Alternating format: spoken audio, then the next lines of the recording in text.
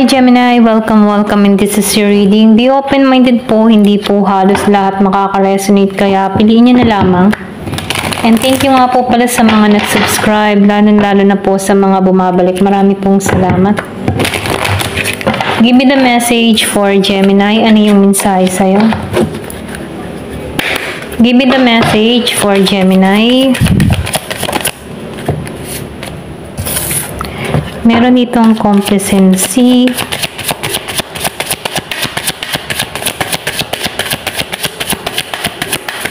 Yung iba sa inyo nakikita ko dito, meron ditong, alam mo yung tipo na, yung kalungkutan na nangyayari, meron tong disguise, kumbaga, nakaranas ka man ng kalungkutan dahil merong ipagkakalob sa'yo na mas maganda, okay, merong miracle. So, nakikita ko rin dito, na meron ditong nawala or pwede rin meron kang mga problemang kinakaharap na nakikitaan ko dito na tatanggalan to, okay?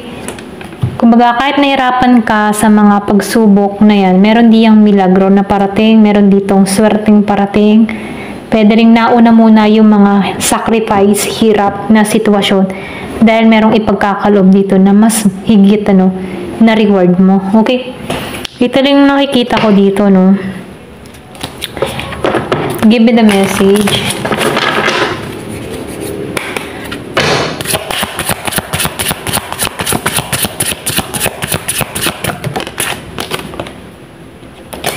Family and tribe. So, nakikita ko dito, no? Pwedeng involved sa family, kung bakit nalulungkot, may nalulungkot dito. Pwedeng malayo sa family, or pwede rin sabihin na merong mahal sa buhay na nawala, So, nakikita ko dito, merong involved na pamilya, okay? Pero ganun pa man, sinasabihan ka dito na huwag kang mawawalan ng pag-asa. Or pwede rin merong mga tao pa rin sa family mo na sumusuporta sa'yo, nagbibigay ng lakas na loob sa'yo kung nakakaramdam ka ng problema. Maliban sa pamilya, pwedeng meron kang mga tinatahak na problema, pwedeng sa trabaho, sa relasyon, Pero ganun pa man, may mga family ka dito na sumusuporta sa'yo, okay? Nagbibigay ng lakas ng loob sa'yo. Ito lang ang nakikita ko.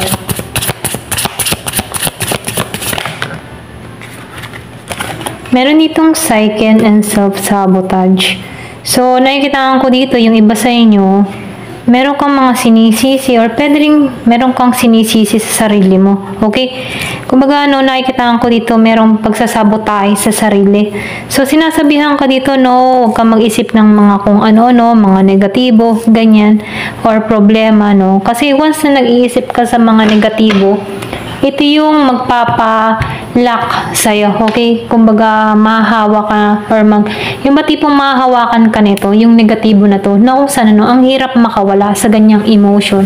So, ikaw din yung tutulong sa sarili mo para makawala sa mga ganong kaisipan, yung mga negative emotion, or kung merong mga problemang dumating sa'yo na kung saan sinisisi mo yung sarili mo kung bakit nagkaganon yung resulta, o kung sa sitwasyon na kinakaharap mo, pwedeng merong kang paninisi sa sarili mo. Pero ganun pa man, sinasabihan ka dito, huwag ganun, kasi nakikitaan ko dito, merong miracle na magaganap sa'yo. Kumbaga, tapos na yung cycle dito Kumbaga, nangyayari na, so pakawala na, i-let go na. Kasi meron ditong pagbabagong parating. Kung makikita mo dito, meron dito owl, okay? Patungo sa'yo. Kumbaga, binibigyan ka dito ng talino, karunungan na tanggalan yung pag-iisip ng mga kung ano, Kasi once na ikaw ang mismo, ang dumidiin sa sarili mo, lalo kang magiging kawawa sa sitwasyon. Kaya, ikaw din yung magtatanggal niyan, So, kaya sinasabihan ka dito, huwag mong i-self-sabotage yung sarili mo, bagkus, tulungan mo yung sarili mo para makausad, okay? Maybe yung iba sa inyo may kinakaharap na problema, okay? So, hindi halos lahat kasi nakikita ko dito na meron lang tao dito, mangilan-ngilan na nakakaranas ng ganitong sitwasyon, pwedeng problema sa asawa, family, sa kaibigan, trabaho, o anumang sitwasyon na kung saan may pagsisisi na ginagawa or sinisisi niya yung sarili niya dito. Okay? So, kung ano pa man yung dahilan tanggalan yan, ito lang yung mensahe, end of cycle or tapusin na yung cycle na yan, okay? Para meron dumating na panibagong energy na kung saan positive, okay? Give me the message. Ano pa yung mensahe?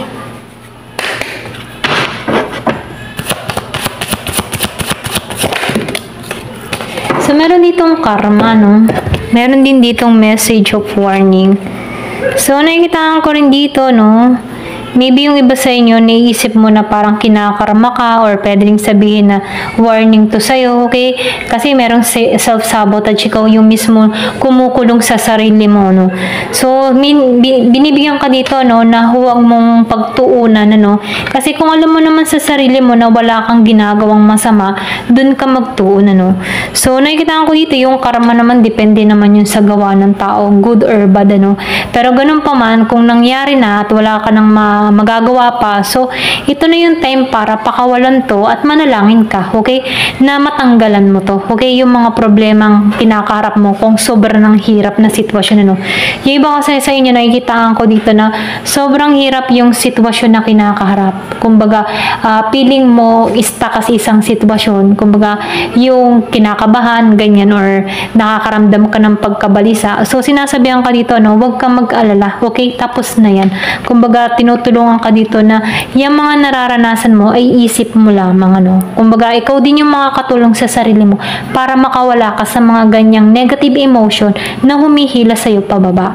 Kumbaga, may miracle dito, meron ditong all na tinutulungan ka dito, binibigyan ka ng talino na ikaw mismo yung sumalba sa sarili mo, okay?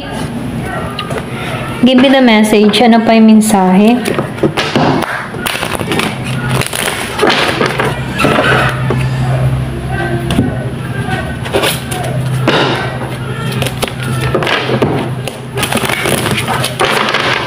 Give me the message.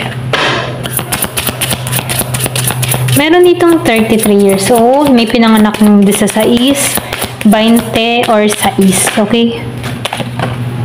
Meron 34 years old. So, nakikita ko rin dito, voyage.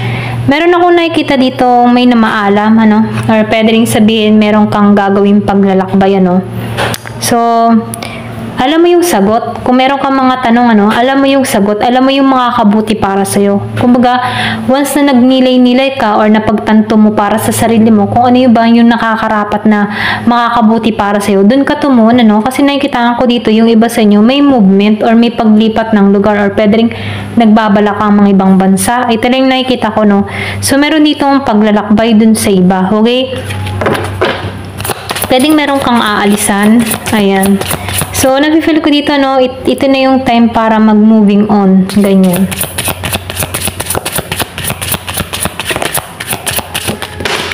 So, meron ka ditong 23. Confident. It's come with time and practice. Kumbaga yung confident, ano, yan ay hindi biglaan, ano. May time na may mga tao na confident na, likas na confident. Merong ibang tao na mahihiyain, ano. Pero dumarating ang point na yung pagiging mahihiyain ay nagiging confident, ano. So, meron oras yan, ano. Kumbaga, andito ka pa sa stage na dinedevelop mo pa yung sarili mo para maging kang confident dito, no. Meron niyang oras, ano. So, nakikita ko dito, meron kang kakayahan, meron kang lakas ng loob, ano, na may magawa, okay, para sa sarili mo. So, nakikita ko dito, kailangan lang dito yung practice, okay? Or, yung iba sa inyo, nakakaranas na piling mo, wala kang maiharap sa tao, mga ganyan, no? Pero ganun pa man, kung tutulungan mo yung sarili mo, kaya maybe meron ditong self-sabotage, may takot ka na baguhin or meron kang mga takot na baka pag-usapan ka, mga ganyan, ano? Pero ganun pa man, sinasabihan ka dito na lilipas din yan, ano? Time, merong oras, so, okay? Kumbaga, maibabalik mo muli yung confident mo, okay? Kung ano man yung mga nangyayari sa'yo, okay? Kung meron ka mga kahihiyan or problema na kung saan, ano, nawala yung kumpiyansa mo sa sarili mo, tinuturuan ka din dito na mapag-aaralan mo ding maibalik yung sarili mo, no? Ito na yung nakikita ko, so, yung iba sa inyo, maybe talagang sobra yung pagsubok na kinakaharap, ayan. So, ito lang yung nakikita ko, no? Magiging ka ding confident, okay? Darating din yung time na sa'yo ding sisikat yung araw dito. Kasi merong miracle na parating. Merong swerteng parating, okay? Pwede yung miracle na parating sa'yo yung pagbabago. Kasi nakikita ko dito yung movement.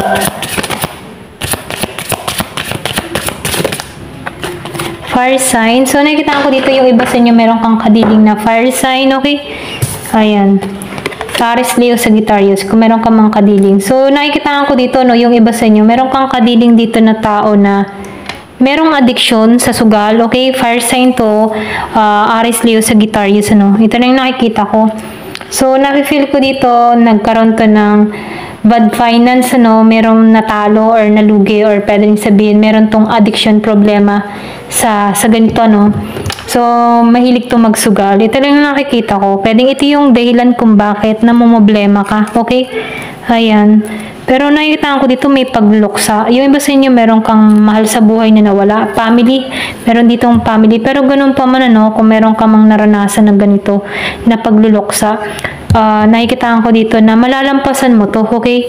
Cycle yan, kumbaga, destiny talaga na mangyari yan, ano. So, mas mainam pa rin yung manalangin at magdasal palagi kasi merong miracle na mangyayari sa'yo, okay? So, meron ditong 23 and 34. Meron 33. So, pwedeng may pinanganak dito ng 23 or di sa isa. No? So, piliin nyo na lamang, ano, kasi nakikita ko hindi halos lahat po makaka-resonate. Kaya, ayun. Kung ramdam mong hindi to sa'yo, skip mo na lang yung video, ano. Give me the message, ano pa yung mensahe. Initiation. So, nakikita ko dito, no, yung pagbabago. Kung ano man yung, ayan, pasensya na, utal ako, no. Kung ano man yung mga nawala sa'yo, so, nafe-feel ko dito na magtatagumpay ka, okay? Meron ditong kakao, so, meron ditong heart. Yung heart mo dito, meron ditong corona. So, nafe-feel ko dito yung tagumpay, ano. Kumbaga, meron ditong message na kung saan sinasabihan ka dito na huwag kang susuko, no? Huwag mong sisihin yung sarili mo sa mga nangyari or naganap. Kasi meron ditong pagluluksa or pwede rin sinisisi mo yung sarili mo kung bakit merong nawala sa buhay mo, okay? So, ito rin nakikita ko, pwedeng involved sa sugal, okay? Yung iba sa inyo, no? Pero ganun pa man, nakikitaan ko rin dito na meron ditong pagbangon muli para sa sarili mo, no? So, nakikitaan ko dito yung tagumpay, no? So, mabubuo mo muli yung nawala sa'yo, okay? So, nakikitaan ko din dito yung suporta, no? Sinusuportahan ka dito ng iyong gabay, okay? Na kumbaga, binibigyan ka dito ng talino or lakas ng loob, no? Na kaya mo tong malampasan itong mga pagsubok na kinakaharap mo, no? So, nakikitaan ko dito yung renewal, okay? So, meron ditong abundance na parating, okay? So, seed, abundance to, no? May paglago. So, nakikita ko rin dito yung happiness na parating. So, may nakikita rin ako dito na pag-akyat sa tagumpay or pwede rin sabihin, ito yung nag-iintay sa'yo yung tagumpay, okay? So, wag kang susuko dito. Ito lang yung mensahe. Give me the message. Ano pa yung mensahe? So, meron ditong Blue Lotus. Intuition. So, gamitin mo yung isipan mo, no? Kasi binibigyan ka dito ng talino. Okay? So, meron dito Moon and Sun. So, nafe-feel ko dito yung iba sa inyo, pwedeng problema sa relasyon ang mga kinakaharap mong problema, no? Pwedeng problema ka sa relasyon, pwedeng nasa LDR situation kayo, no? Pero ganun pa man, no? Kahit meron kang mga kinakaharap dito na problema, no? Kahit malayo kayo sa bawat isa or nasa LDR situation kayo. Kasi nakikitaan ko dito yung araw at buwan. May distance. So, nakikita ko dito yung pag-apaw. Andun pa rin yung love ng tao na to, okay? So, kung meron ka man ditong kadiling, ano, nakikita ko dito yung pag-apaw, okay? So, nakikita ko dito yung happiness, renewal na parating. So, meron ditong dire-diretso yung flow. Meron mga problema kayong kinaharap, pero malalampasan nyo to. Okay? Ito lang nakikita ko, no? So, nakikita ko dito yung harmony. Kaya, wag kang mabahala, no? Kung ikaw man dito nakakaranas ng problema sa larangan ng pag-ibig, okay?